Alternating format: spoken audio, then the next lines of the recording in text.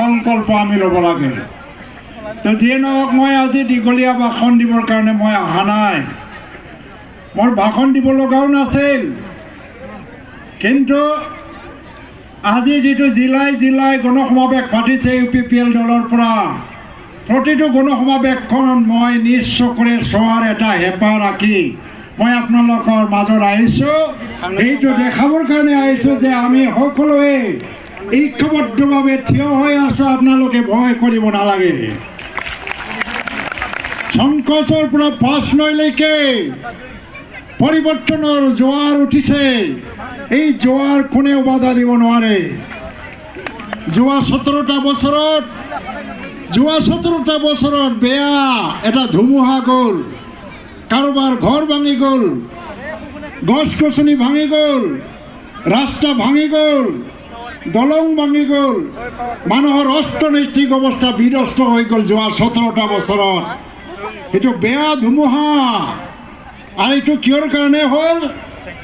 এই যে শাসনৰ গাড়ীত বহা দল আৰু ব্যক্তিসকলৰ অপশাসন, ভুল নীতিৰ কাৰণে। আৰু 17 বছৰত কোনে আছিল? BPF আৰু হাগ্ৰামা মহিলাৰ অপশাসনৰ কাৰণে আজি উন্নতিৰ মুখ দেখিবলৈ পোৱা নাই ৰাইজ। 17 বছৰ এজন মানুহৰ কাৰণে যথেষ্ট। আজি যে যিটো UPPLৰ জোৱাৰ উঠিছে, সেই জোৱাৰত কাৰো ঘৰ ভাঙি নাযায়, কাৰো গছ গছনি ভাঙি নাযায়, দলং ভাঙি নাযায়, ৰাস্তা ভাঙি নাযায়, বৰঞ্চ আমি ভাঙি যোৱা ঘৰ, ভাঙি যোৱা ৰাস্তা, ভাঙি যোৱা দলং, ভাঙি যোৱা গছ গছনি আকৌ পুনৰ নিৰ্মাণ কৰিবৰ কাৰণে আমি আহিছোঁ। এতিয়া এই পৰিৱৰ্তন আপোনালোকক লাগেনে নাই? এটা প্ৰশ্ন আপোনালোকক দিছোঁ, যুদ্ধৰ বাবে আপোনালোকে প্ৰস্তুত হৈছেনে নাই? এতিয়া যুদ্ধ সমাগত, ডিচেম্বৰ মাহৰ প্ৰথম সপ্তাহতে আচল যুদ্ধখন হ'ব। তাৰ কাৰণে প্ৰমোদ বড়োৰ নেতৃত্বত UPPL দলে সেই যুদ্ধৰ কাৰণে সম্পূৰ্ণ প্ৰস্তুতি আমি সম্পূৰ্ণ কৰিছোঁ। এতিয়া আমাৰ সৈনিক, আপোনালোকে এজন এজন সৈনিক, মহিলা সৈনিক, পুৰুষ সৈনিক, সকলো বয়সৰ, সকলো স্তৰৰ বয়সৰ মানুহ, এজন এজন সৈনিক, প্ৰতিজন সৈনিকে এই যুদ্ধত জয়ী হ'বৰ কাৰণে, এই যুদ্ধটো জঁপিয়াই পৰিবৰ কাৰণে আপোনালোকে প্ৰস্তুত হৈছেনে নাই? যদি হৈছে, তেতিয়া পৃথিৱীৰ কোনো শক্তি আমাক ৰোধ কৰিব নোৱাৰে, বাধা দিব নোৱাৰে। আমি জয়ী হ'মেই। আৰু ডিচেম্বৰৰ প্ৰথম সপ্তাহৰ পিছত 15 তাৰিখৰ ভিতৰত আপোনালোকে দেখিব পৰিৱৰ্তন আহি গ'ল। BTRত UPPLৰ চৰকাৰ আহি গ'ল আৰু BPF চিৰদিনৰ কাৰণে বিদায় হ'ল। আজিকালি বজাৰত মিঠা আম, ঠেঙা আমৰ বিৰাট ব্যৱসায়। কোনোবা কৈছে আমাৰটো মিঠা, কোনোবা কৈছে আমাৰটো মানে ঠেঙা। UPPL দল কিন্তু বেছি মিঠা আমো নেবেচে, বেছি ঠেঙা আমো বিক্ৰী নকৰোঁ, খাবলৈ নিদিওঁ। কাৰণ আজিকালি বিশ্ব স্বাস্থ্য সংস্থাই কৈছে সন্তুলিত আহাৰ খাব লাগে বোলে। বেছি মিঠা খালেও ডায়েবেটিছ হৈ যায়, বেছি ঠেঙা খালেও পেট মানে নষ্ট হৈ যায়। সেইকাৰণে আমি সুখাদ্য, যিটো খাদ্য, সন্তুলিত আহাৰ, বেছি মিঠাও নহয়, বেছি ঠেঙাও নহয়, UPPL দলে জনগণৰ ৰাইজক খুৱাবৰ কাৰণে প্ৰস্তুত হৈছে। অকল UPPL এইটো খুৱাব পাৰে। আজি হাগ্ৰামা আৰু কোনোবা এজন অসমৰ মন্ত্ৰীৰ মাজত যুদ্ধ, বাকযুদ্ধ। এজনে কৈছে 1000 কোটি টকা খাই শেষ কৰি পেলাইছে, আৰু এজনে কৈছে নহয় আমি 600 কোটি মাত্ৰ খাইছোঁ, 400 কোটি আপুনিহে খাইছে। এতিয়া এজনে আনজনক দোষাৰোপ কৰিয়ে থাকে। এতিয়া দোষী কোন? আমাক সেইবিলাকক নালাগে, কাকো নালাগে আমাক। ইয়াত BJPও চৰকাৰ নবনায়। যোৱাকালি দেখিলোঁ আংগৰলতা বাইদেউ আহিছে, ইয়াত নাচি নাচি ভাষণ দিছে, ছ'চিয়েল মিডিয়াত দেখিছোঁ। তেওঁৰ নিচিনা অসমীয়া ইমান স্পীডত মই ক'ব নোৱাৰোঁ। কাৰণটো কি হ'ল?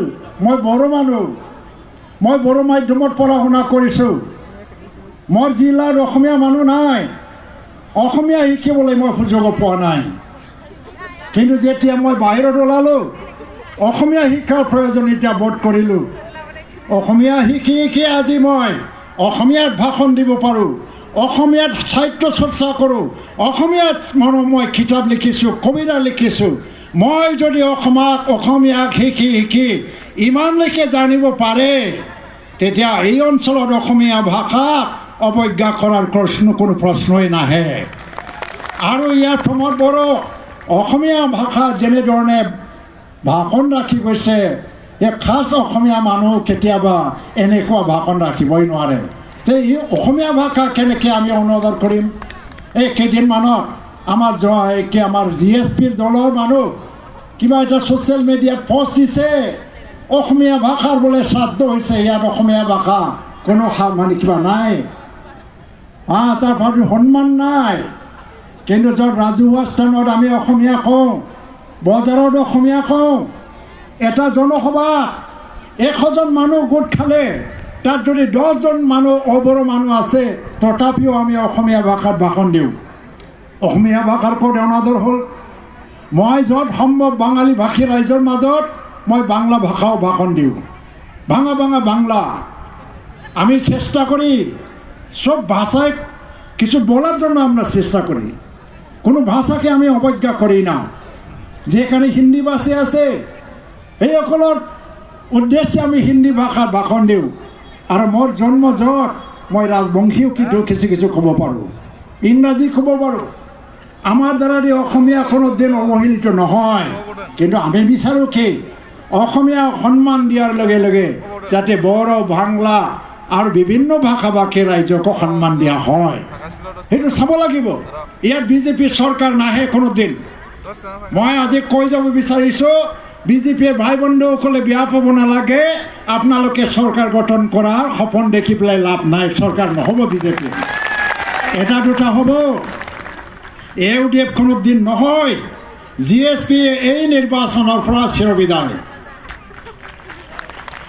আৰ GSPক আমি বিদায় দিব নালাগিব নবচৰণীয়া নিজেই বিদায় দিব তেওঁতো BTC ভংগ কৰাৰ কথা কৈছিল গাঁও গঠনৰ কথা কৈছিল নহয় জানো সেইটো লৈ পেলাই ৰাজনীতি কৰিছিলে এতিয়াতো তেওঁ BTCৰে চিফ হ'ব খোজে ভিতৰে যাক ভংগ কৰিব খোজে তাৰে চিফ হ'ব খোজে নবশৰণীয়া এতিয়া আপোনালোকে নবশৰণীয়া ভোট দি পেলাই কিবা হ'ব কালি জিকি যাব আকৌ কাৰোবাৰ চৰকাৰ আহিলে GSP TSP বাদ দে বুলি কৈ দলতে যোগদান কৰিব আমাৰ চৰকাৰ হ'লে আমাতে যোগদান কৰিব পাৰে তেওঁলোকৰ নিজৰ দলৰ প্ৰতি কোনো শ্ৰদ্ধাই নাই তো GSP জিৰ' মাৰি দিব আৰু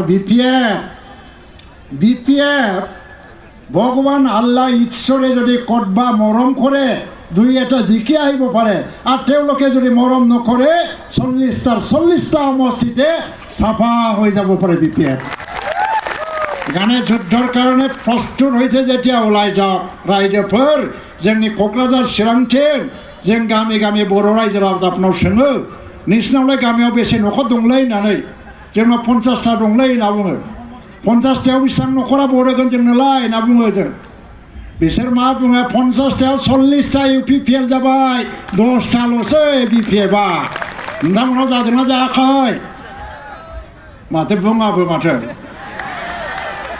100 न'खराव 80टायानो UPPL जादोंना जायाखै जाबायबा जिरायनानै थानो मोना 80टा जाबायबा दिनैनिफ्राय 90टा बानायनांगौ आरो 10टाल' BPFआव थाहैनांगौ आरोथ' आं बुङो दिनै BPFनि मानसि खोनासंदोंबा सोलायनायनि सार्थआव BPFखौ गाराब्लाबो नोंथांमोना BPF खालामबाय थायो ना मायो खालामबाय था उनावबो नाथाय भटनि दिनाव सोलायनायनि सार्थआव मेगन मेसेबनानै बिखा हमथानानै ट्रेक्टराव खनसे भट होना होदो नोंथांमोनाबो आं बेखौल' खावलायो रायजोफोरजों खौसे दङ खौसे गावखौ रावबो सिफायनो हाया मैया देबोरगावआव हाग्रामानि बिखायावनो गानानै 50,000 मानसि ओंखारनानै बुंदों मा BPFआ बिदाय आरो हाग्रामायाव देबोरगाव देरहानो हाला हाग्रामानि जेबनाया देबोरगावनिफ्राय जागायबाय दा बे हिसाबै आं उनाव फैबावगोन आंहाथ' गोसोबो गैयामोन गिदिर मिटिङाव लेक्सार होनो